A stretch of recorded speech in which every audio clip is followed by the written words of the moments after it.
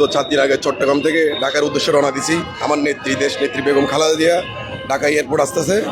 তো এই বিগত আওয়ামী লীগ সরকার আমাদেরকে মামলা হামলা দিয়ে জেল জুলুমি করে আমাদেরকে অনেক নির্যাতন করছে। তো এই আমার নেত্রীর জন্য দোয়া চাচ্ছি। আমি চট্টগ্রাম থেকে সরাসরি ঢাকা এয়ারপোর্ট আসছি। আপনারা সবাই আমার নেত্রীর জন্য দোয়া করবেন। আমাদের খুব ভালো লাগতেছে, আমার নেত্রী আসতেছে ঢাকায়, খুব ভালো লাগতেছে। ওই কারণে আমি 4 দিন আগে চট্টগ্রাম থেকে বর্তমানে ঢাকা এয়ারপোর্ট অবস্থান করতেছি। আমার বাড়ি এই ময়মনসিংহ ঈশ্বরগঞ্জ। আমি লুৎফুল্লাহ হেল মাজেদ বাবুর লোক। ইনশাল্লাহ আমাদের নেত্রী যশোনেত্রী আমাদের মা বেগম খালেদা জিয়া যে আমাদের বাংলাদেশে চিকিৎসার পরে আসতেছে, আমাদের খুব আনন্দ লাগতেছে। আমাদের ঈদের মতন একটা উৎসাহ লাগতেছে আমাদের নেত্রী আসার জন্য, আমাদের মা আসার জন্য।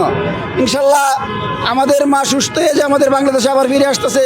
আজকে 17টা বছর আমাদের মা অত কষ্ট, অত কিছু করে জেল জুলুম করছে বিনা অপরাধে। এটার জন্য আমাদের ঈশ্বরগঞ্জ থানার সকলবাসীর পক্ষ থেকে আমি আনন্দ উৎসাহ করতেছি। আরও আমাদের নেতাকর্মীরা আসতেছে, সকলকে আমি আপনাকে করার জন্য আমি ধন্যবাদ। আজকে গণমাধ্যম সোশ্যাল মিডিয়া ভাইরা আমার বক্তব্যের শুরুতেই প্রাণ প্রিয় অভিনন্দন।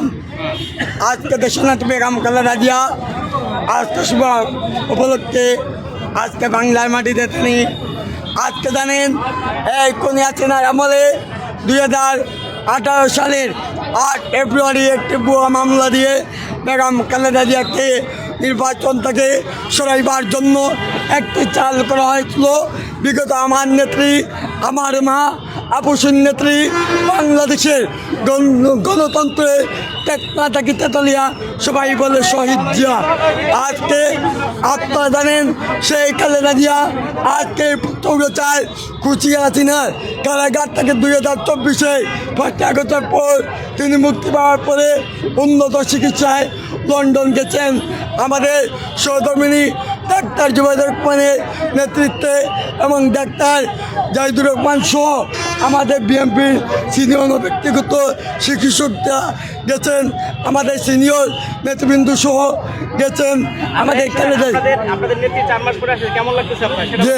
যে আমাদের নেত্রী অনেক আসলে উত্তেজিত, আমরা খুশি আনন্দিত।